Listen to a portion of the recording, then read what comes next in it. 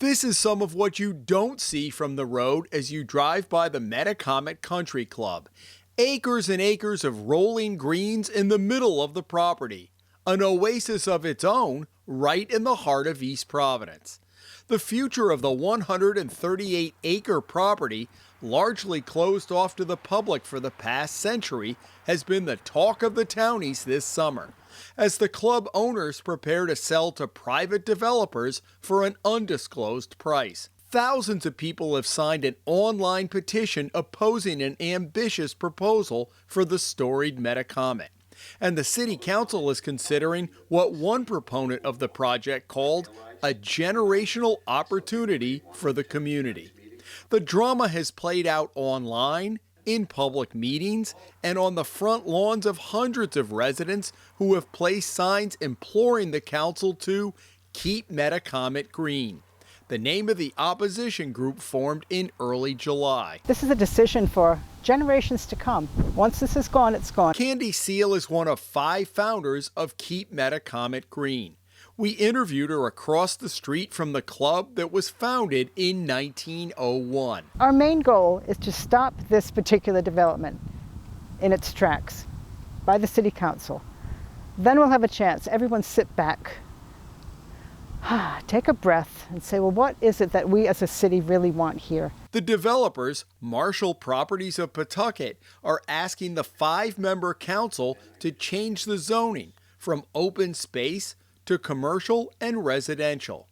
Leanne Marshall, a principal in the company who grew up in Rumford with her brother and partner in the company, John, has been the public face of the debate. Our real goal in this is to work with the community, to work with the city, to find something that people are really going to be excited about.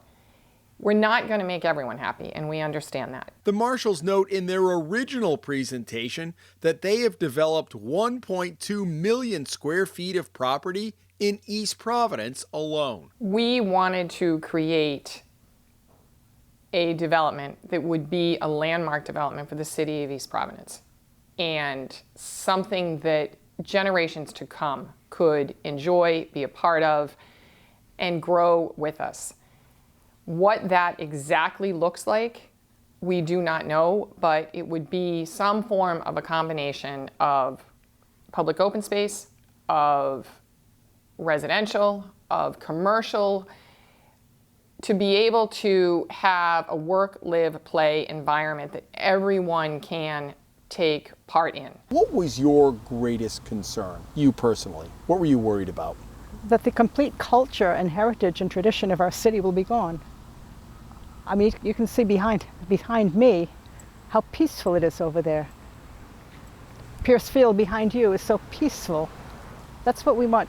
That's what we want to be in East Providence. We want to be peaceful. That's why we came here. One of the primary frustrations for opponents is that the plans have changed over the past 2 months, and Marshall has given only broad outlines of how the property would be divided up, with no specifics, other than to say it would generate an estimated $8 to $10 million in tax revenue for the city. Marshall has not done an in-depth traffic study, and neighbors say the Vets Parkway is clogged with cars as it is. The developers envision a 10-year rollout to complete the project. Jim, it's a big property. It's 138 acres. We are looking right now to develop almost 60 plus acres. It's going to take time. It's going to take time to determine who the potential users would be on the site, work to get the tenants, the right tenants, and develop this in the way that we want to develop it. That it is a beautiful, well-thought, smart development for the city of East Providence. Keep Metacomet Green formed in early July with an online petition that has now grown to more than 4,000 signatures and a robust Facebook page with 2,500 members. The group distributed more than 500 lawn signs that are prevalent within a mile radius of the club. but sprinkled through other parts of the city as well. During an election season, they outnumber campaign signs in some places. Marshall has emphasized its commitment to open space, saying that 50% of the property will not be developed. Opponents note that a good chunk of that is underwater and couldn't be developed anyway. But Marshall has said repeatedly that a golf club surrounded by a rusted chain-link fence would be open to the public to use with walking paths and acres of green space. The nearest building would be more than a football field's length from the abutting neighbor's property, and Marshall is committed to putting up only residential units along 2 streets adjacent to the bordering neighborhood. The opposition already has had an effect. On Monday, Marshall asked the council for a 60-day continuance, quote, to continue our dialogue with the community and to further evaluate the feedback we heard during the first council meeting. That first council meeting on August 11th drew several dozen people to the cafeteria of Martin Middle School for a 3.5-hour hearing. Opponents were irked that the Marshall team left them outside in 90-degree heat to go in and set up. By the time we got in, all the chairs in the front had been taken. So the public was left to be in the back of the room. After a 30-minute opening presentation, more than 30 people got up to sound off to the council, the vast majority opposing the project. What are you thinking as you're hearing some of the comments? Some of the critical comments? Overall, it's a very good process, and people that had constructive feedback, that spoke, that gave strong suggestions for what they were looking to do, were open to listening, were open to hearing. There were things that we learned, and that is the dialogue that we want to participate in. With each person that spoke, in my mind, I'm trying to find a way that we can, quote unquote, solve the issue, solve the problem. That what was going through my mind on most of the people that got up to speak. What would you think would be appropriate for this property? I would say to Leanne, leave 9 holes, build a few condos.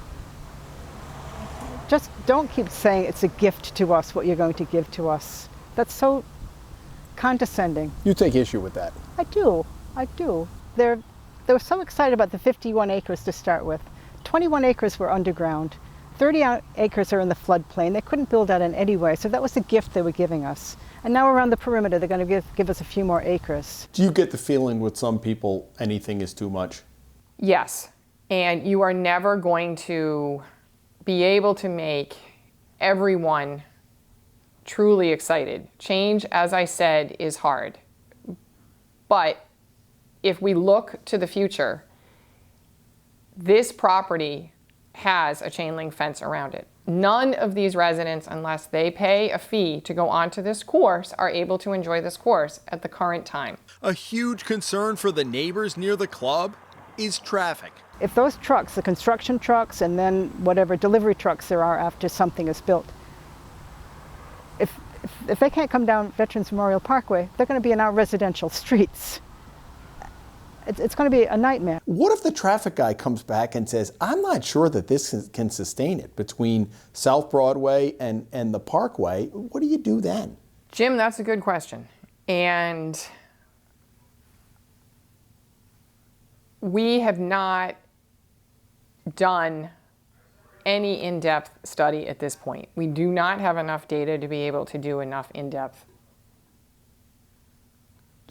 understanding of what it could be. While many things are still unclear at this point, Marshall said the company will be closing on the property in September, no matter what happens with the council. Regardless of whether they get the zoning change or not, they're buying the property. Did you know that? I've heard that might be the case, and I wonder how they can sit on $6 million worth of property if they're not going to get exactly what they want. We are currently requesting a zone change. And within that zone change, there are several uses that we are asking for. And if we are so fortunate as to receive that zone change, the traffic impact will be X, Y, and Z. If for some reason we are not granted that zone change, then we would be able to operate within the designation that the property is in currently, which is open space, and there are uses other than a golf course that we could potentially develop that property as, and that would have different trip generations than what we were there. We do plan on purchasing the property in the fall. We plan for it to be a long-term hold. Most of the history that we have in the city of East Providence is we hold our properties for a long period of time. We are in this for the long run. In East Providence, Jim Hummel for the Hummel Report.